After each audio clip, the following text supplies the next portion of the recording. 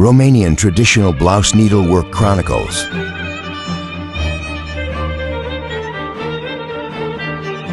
The right path doesn't exclude other options.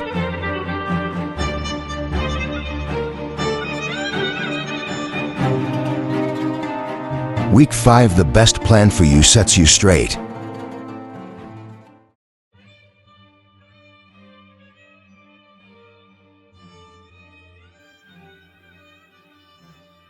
I push into the fabric through this place, which is 2 threads after the previous one, and from the same move I come out 2 threads from the place where I'm already out, and I continue to do so with parallel lines, which are the diagonal of a rectangle, not of a square.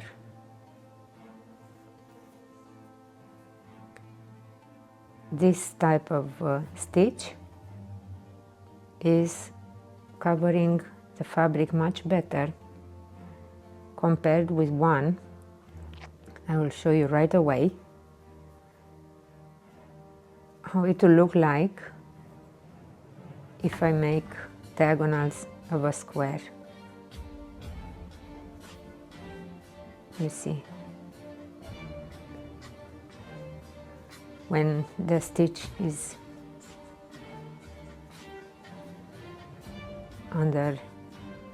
when the stitch is created with a more dramatic angle, it covers much better the fabric. And for a border, we prefer this, of course, for better definition, for strength, why not? If I make a mistake or if I want to undo, I simply follow the root backwards. Careful not to push with the needle through the thread. Now I will continue in the right way.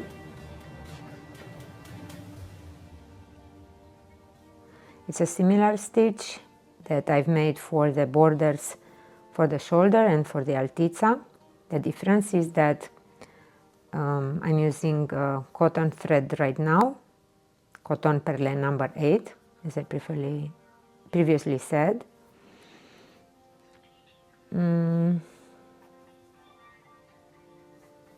I choose to do this because I want to use a different shade of red for the opening on the chest, which we call the mouth of the shirt,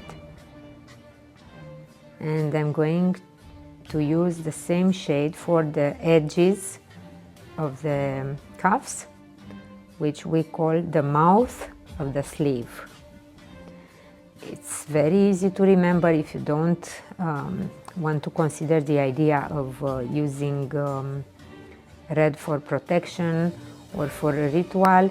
Remember that even a lipstick would bring a similar effect, will define much better an important area.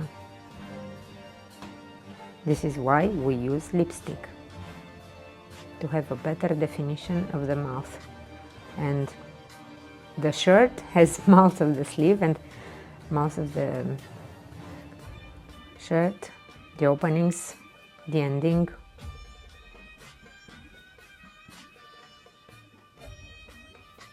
Now I will hide the thread underneath.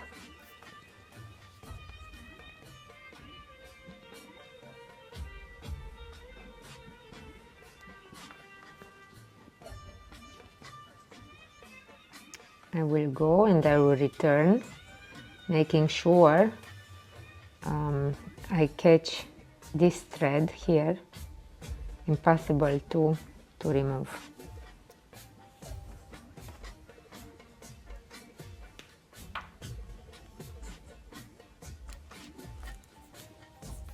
And now let's see how I how I choose to work on the first layer of lines for the pattern, because again, let's recap, I will return on the same route with a silk yarn with a raised stitch plump, but the guideline, I prefer to have the guideline with a fine thread to make sure I see the root properly and easily. So let's have a look on the back. You see I follow the same route.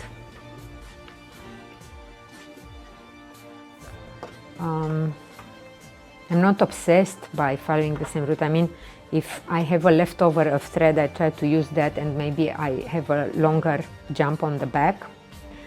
But basically, I follow the same route for the stitches. It helps me to be efficient, and I work quite fast. I will first make this little cherry. Maybe it's not the most efficient for the yarn. I showed you there is another route for that, but it is efficient for my speed.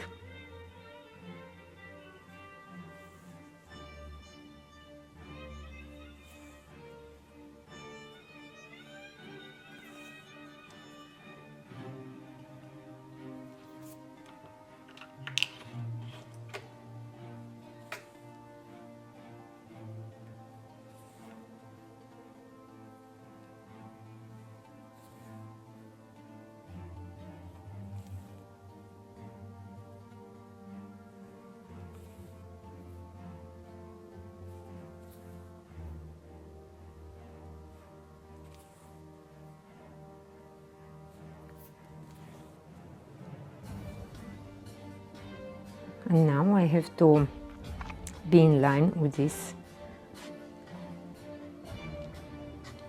So I will move directly here. Let's work slowly this time. I make cross stitch here. I continue with the outline.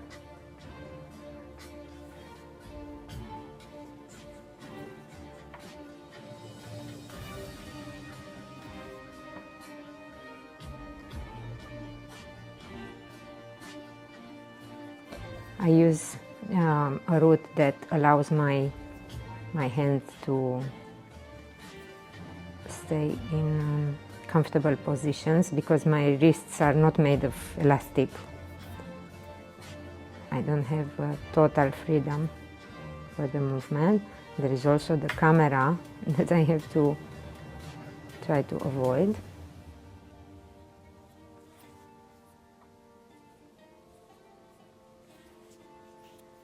And now the X shape,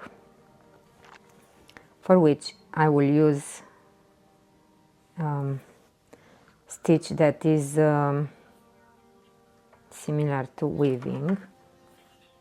I caught a wrong thread here. I will return and do it again.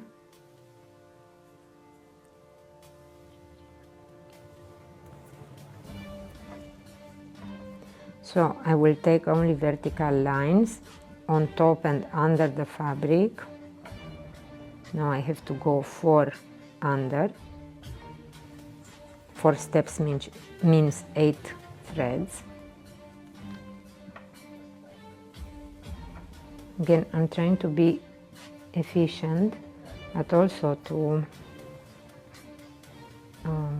find comfortable ways to rotate my hand and my wrists, especially that I cannot rotate the fabric now as I am filming and I have the camera fixed here.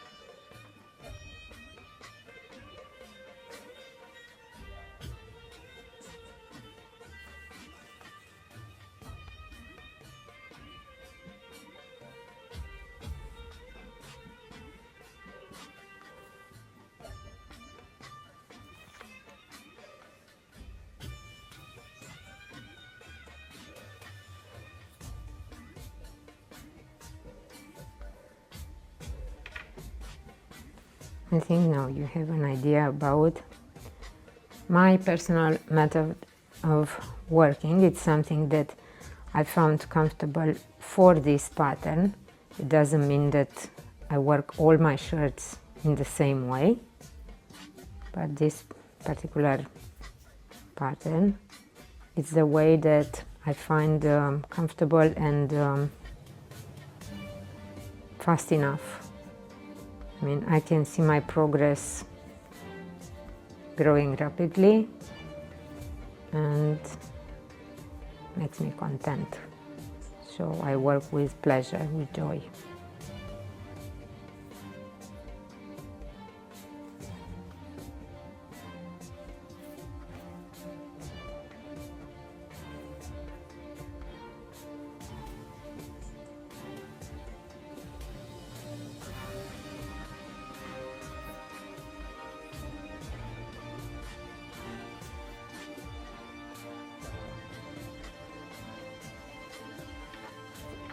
One more X, and then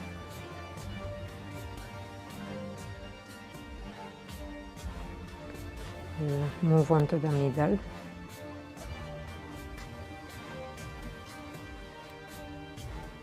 If we are not sure we took the right number of threads, we can better check than realize later on that we've made a mistake. So if you have this gut feeling that you did something wrong, take a moment and check.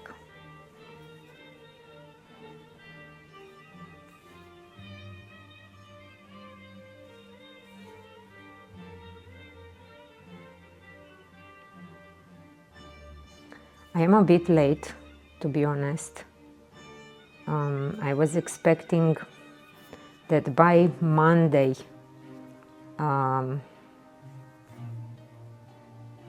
February 10th, I was supposed to have completed this chest also with a first layer of stitches, and I am late. I am sure that even if I'm going to work all day today, which is Sunday, I won't be able to finish by tomorrow because I have other things to do. I have to prepare for a workshop in Piatra Neamț. But I can only hope that I will catch up next week, and I will keep in line with what I've planned for this shirt.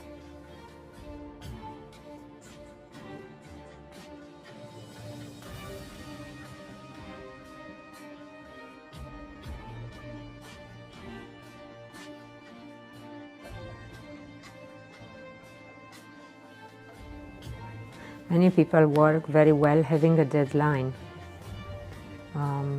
for their embroidered project, something like an exhibition or a special day where they would wear the blouse. For me, it doesn't necessarily work like this. I can set my own deadline, but it is usually connected with something that's happening in nature. With the start of spring, or with the start of summer, or with a moment when a certain flower is blooming. So maybe if in work I have specific deadlines, dates,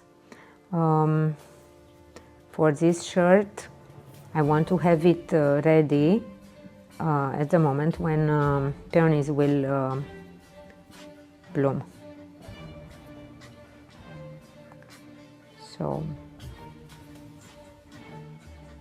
I know that usually May was the month for peonies, but with this global warming, I might expect to see peonies in April at the end. So I want to make sure the peonies will find me dressed with this beautiful shirt. when they arrive.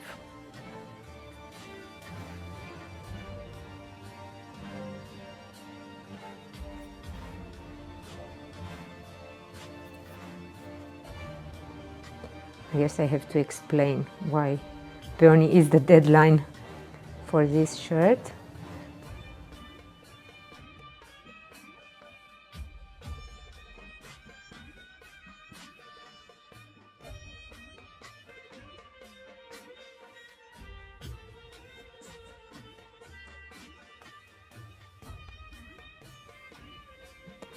No, I'm not working all day long on this shirt. Of course, I have a job. Of course, there is also the NGO that has different activities. It's just I try to make the best of my time. Try to be very selective with social media. It's not that I don't. It's not that I don't use it, but I try not to let myself be used by it. I use social media to stay in touch with the people that I admire for their activities. I try to use social media to stay informed about certain topics that are discussed, topics which are of my interest. A little bit of politics sometimes, a little bit of history sometimes. And while I play these debates or podcasts, I also make a progress with the embroidery, so you can do these two beautiful things at once. Get informed and make something with your hands. So let's take a short break to hide the end of the yarn. And let's see how I work on the pattern in the middle. So I try to see each pattern, its structure, its composition. I notice that I have many points created of cross point on this line. First of all, each of these modules is aligned with a little cherries that I've created already on the borders. So for me, it's much better to start with this one, because then I will have the line, the guideline for the middle, and there is no way I could make a mistake. So this is why counting the threads here for the borders is good. It will keep me away from mistakes later on. And I will start from up here. I have 4 points distance from the little cherry. I'm not bothered to keep the same angle for these cross stitches. It won't be visible after all, after I will return with the silk. So I try to make short distances on the back. And this is my criteria for choosing this route.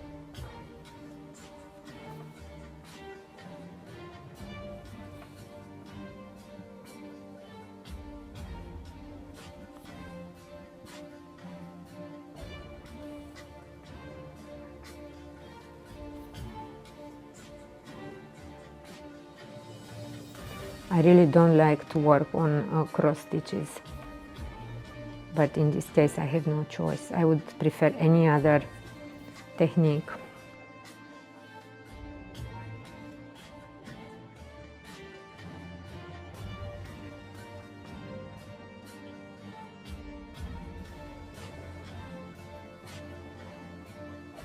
I have to return in the same place again, maybe that's why.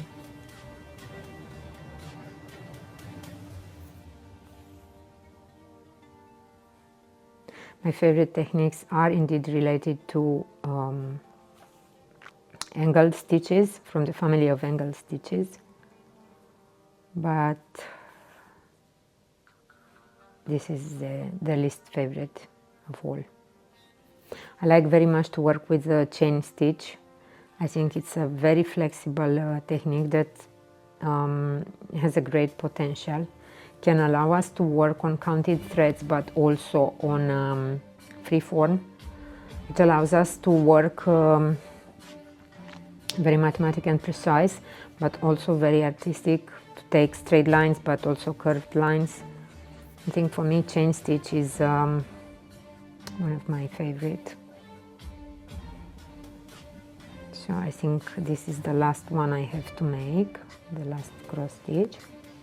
And now I will be able to go up. I have to make 4 lines. Again, number 4 is to count.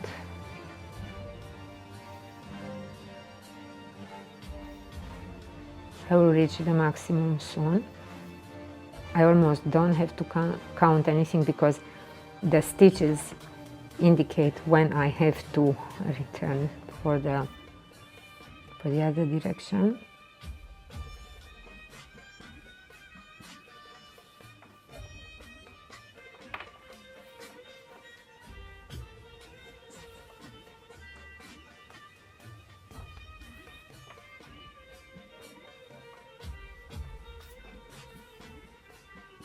I have to finish the middle.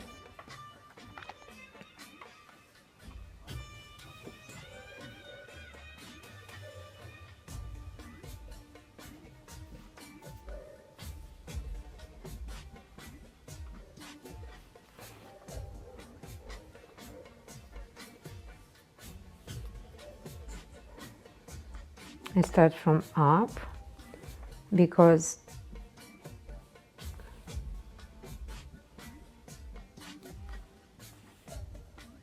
I only have one line of stairs to move further up to the next diamond. So now I can go up all the way, move to the bigger diamond in the middle.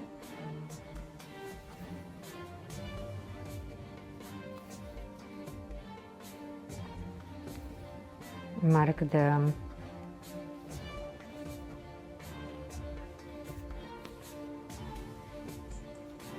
inflection line. From here I will change the direction, going up left.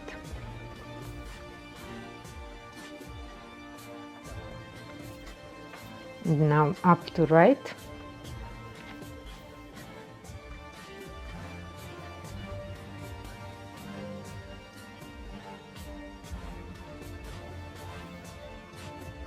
Now I have to make 6 lines, I think.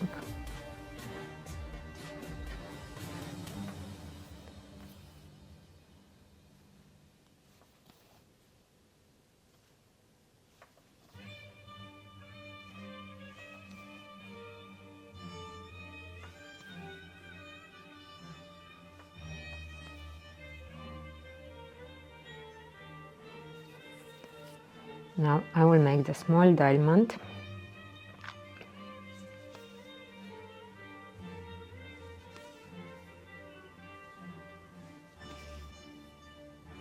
Four stairs.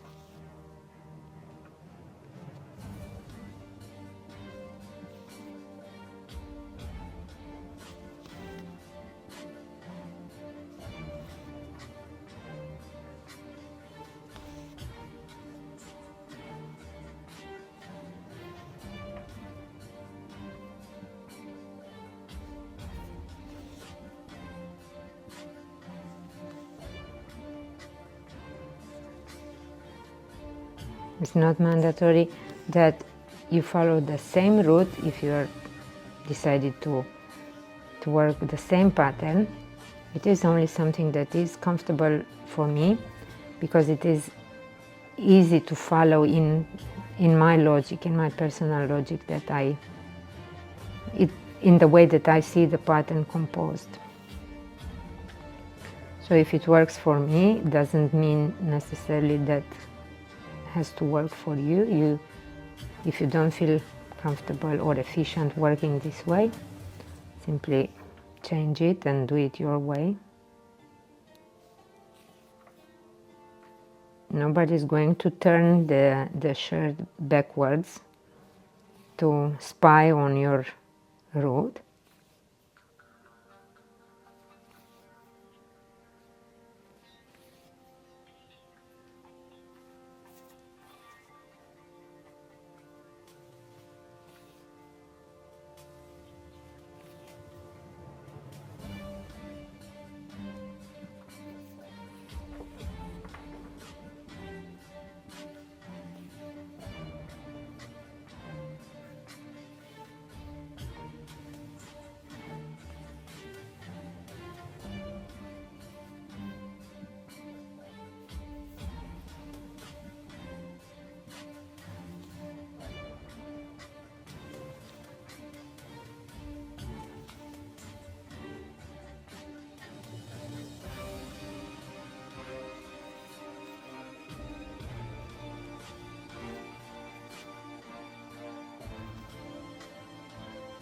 Now,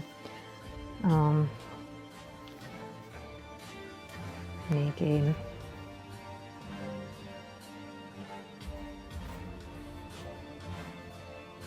cross stitch for each inflection, then change the direction.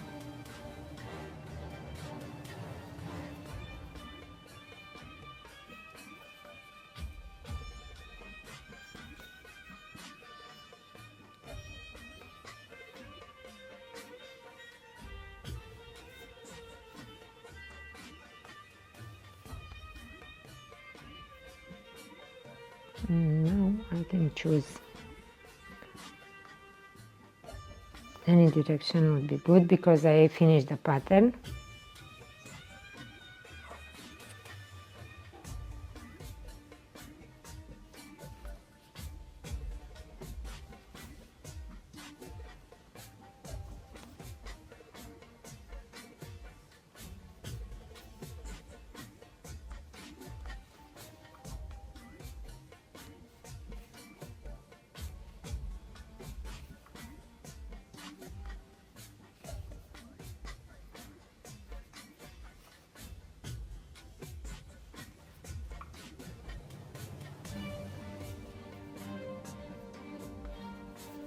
Yet, since I have a little bit thread left in the needle, I will make a bigger jump on the back and start on this staircase. I know there are four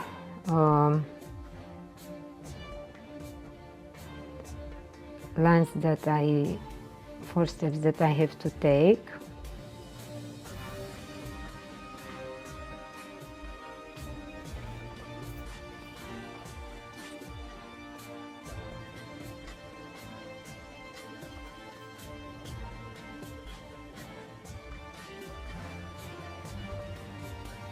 Here I would normally turn the fabric.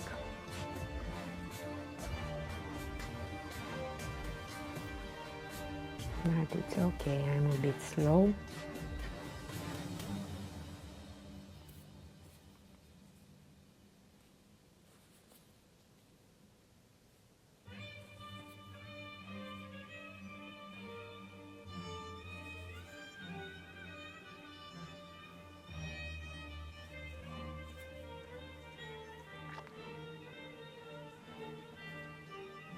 So I arrived here, aligned with the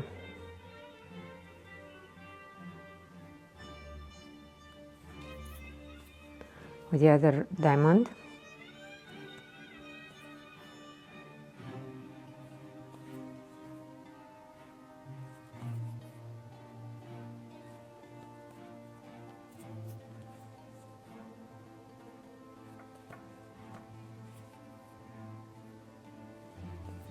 On this route I will not return with the silk, so it will remain visible as it is.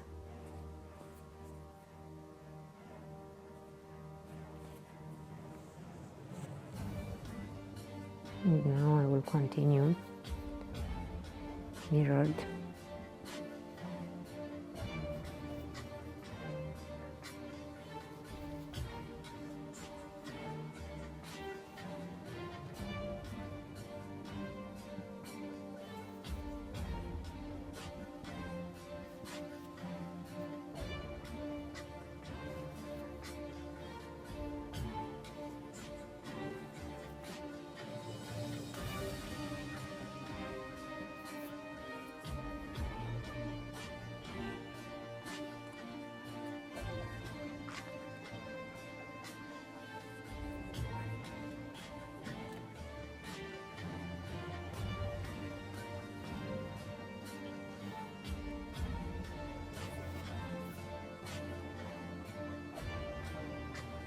If it's not very convenient for my hands to work like this, I will just make the horizontal lines.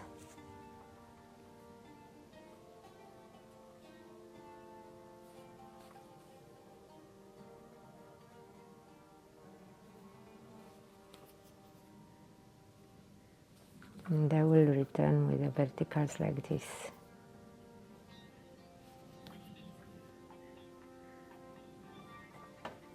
And then slowly I start to create the diamond in a similar fashion as I did these ones. I hope it helps and it encourages you to find your own best way to navigate into this into your pattern, whatever your pattern is.